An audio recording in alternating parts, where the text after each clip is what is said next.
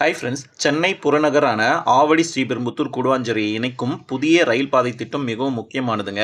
இதற்கான விரிவான திட்ட அறிக்கை தயாரிக்கப்பட்டு ரயில்வே வாரியம் ஒப்புதலுக்கு அனுப்பியிருக்காங்க. நிலம் உட்பட அனைத்து வகையான செலவுக்கும் மொத்த திட்ட மதிப்பீடு பார்த்தீங்கன்னா 3138 கோடி ரூபாய்ங்க. 2013 இந்த திட்டத்துக்கான அறிக்கைகள்லாம் வெளியிட்டுட்டாங்க. 13 ஆண்டுகளாகியும் இன்னும் இது செயல்பாட்டுக்கு வராமல் இருக்குங்க. இதில் 10 ரயில் நிலையங்கள் வரப்போது. கூடுவாஞ்சேரியில் ஸ்டார்ட் பண்ணி ஸ்ரீபெரும்புத்தூர் கனெக்ட் ஆகி ஆவடியில் போய் முடிய போதுங்க. மொத்தம் 10 ரயில் நிலையங்கள் வரப்போது. என்னென்னு சொல்லி பார்க்கலாம். கூடுவாஞ்சேரி, நாட்டரசன்பேட்டை, ஒரடகம், வல்லக்கோட்டை, ஸ்ரீபெரும்புத்தூர், இருங்காட்டுக்கோட்டை, தண்டலம், திருமலிசை, வயநல்லூர், ஆவடி இந்த 10 ரயில் நிலையங்கள் ஏற்கனவே அவங்க திட்ட அறிக்கையில் போட்டிருக்காங்க. 13 ஆண்டுகள் ஆகியும் இது செயல்பாட்டுக்கு வராமல் இருக்குங்க.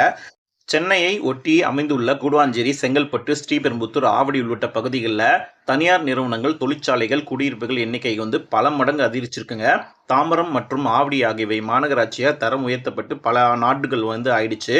ஆனாலும் இன்னும் அடிப்படை வசதிகளை மேம்படுத்தும் வகையில் கட்டமைப்புகளை மேம்படுத்துறதில்ல. கிளம்பாக்கம் புதிய பேருந்து நிலையம் திறக்கப்பட்ட நிலையில் ரயில் போக்குவரத்து இணைப்பு வசதிக்கான பணிகள் இன்னும் முடிக்கப்படலைங்க. பயணியர் போக்குவரத்து மற்றும் சரக்கு போக்குவரத்திற்காக ஆவடி, ஸ்ரீபெரும்புத்தூர், கூடுவாஞ்சேரி வழித்தடத்தில் மொத்தம் 58 கிலோமீட்டர் தூரத்துக்கு புதிய ரயில் பாதை திட்டம் அமைப்பதற்கு 2013 இதுக்கான திட்ட அறிக்கையை அறிவிச்சிட்டாங்க. பட் இன்னும் அதுக்கான வேலைகள் நடக்கலைங்க. நிலம் உட்பட அனைத்து வகையான செலவுக்கும் மொத்த திட்ட மதிப்பீடு பார்த்தீங்கன்னா 3136 கோடி ரூபாய்ங்க. வாரியம் ஒப்புதல் அளித்தவுடன் அடுத்த 5 ஆண்டுகளில் முடிக்க இலக்கு நிர்ணயம் செஞ்சிருக்காங்க ரயில்வே. தமிழக அரசு இணைந்து பங்களிப்பு செஞ்சாங்கன்னா இந்த திட்டத்தை விரைந்து நிறைவேற்ற முடியும் அப்படின்ட்டு ரயில்வே வாரியம் சொல்லியிருக்காங்க.